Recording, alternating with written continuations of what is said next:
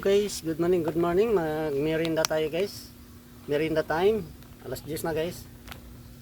Kahit malakas ang ulan, trabaho pa rin. Pero ano na guys, medyo ano na, parang tumila na yung ulan.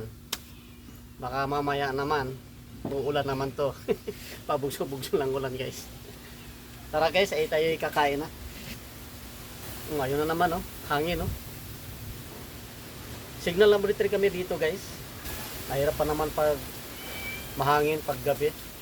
Yun ang mahirap. Baka mamaya hindi natin alam eh. Baka mamaya may bumagsak na ano. Mga kahoy, mga sanga. Itabi pa naman kami ng gubat. Ang katabi ko naman doon, niyog at saka punong lansones guys. Maraming mga punong lansones doon sa amin. Sana naman mawala naman yung ano, malusaw na yung bagyo guys. Si bagyong yung kasama ko eh nag-ano pa siya, nagsaing pa yata siya doon.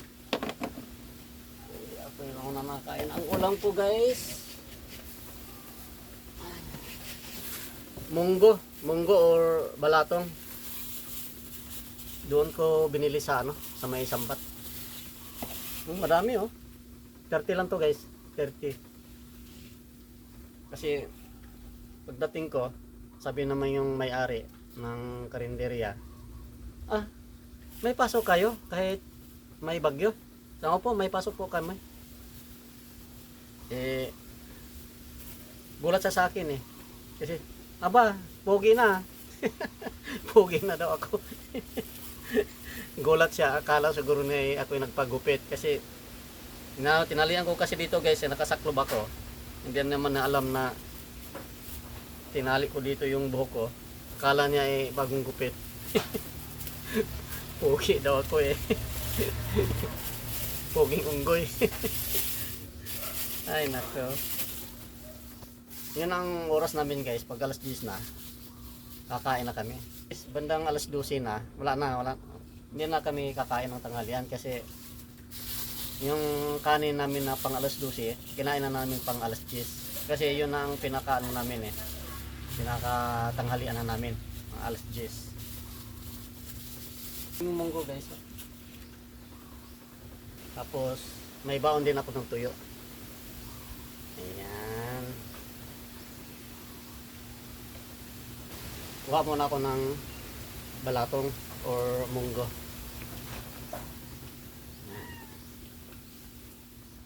Ayun guys oh. Malapot yung munggo, parang may nilagyan na lang ng malunggay. Parang may saluyot, malapot guys. Okay guys, kain tayo guys. Oh, yung kasama ko.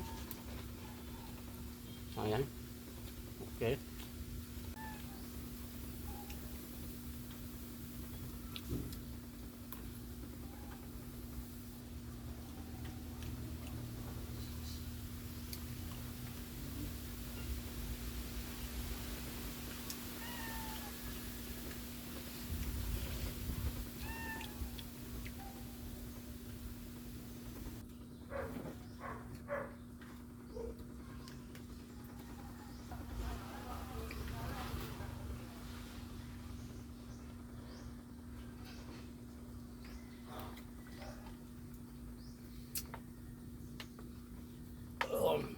Salamat Lord. Okay guys, bye bye. Ingat kayo palagi. Bye bye.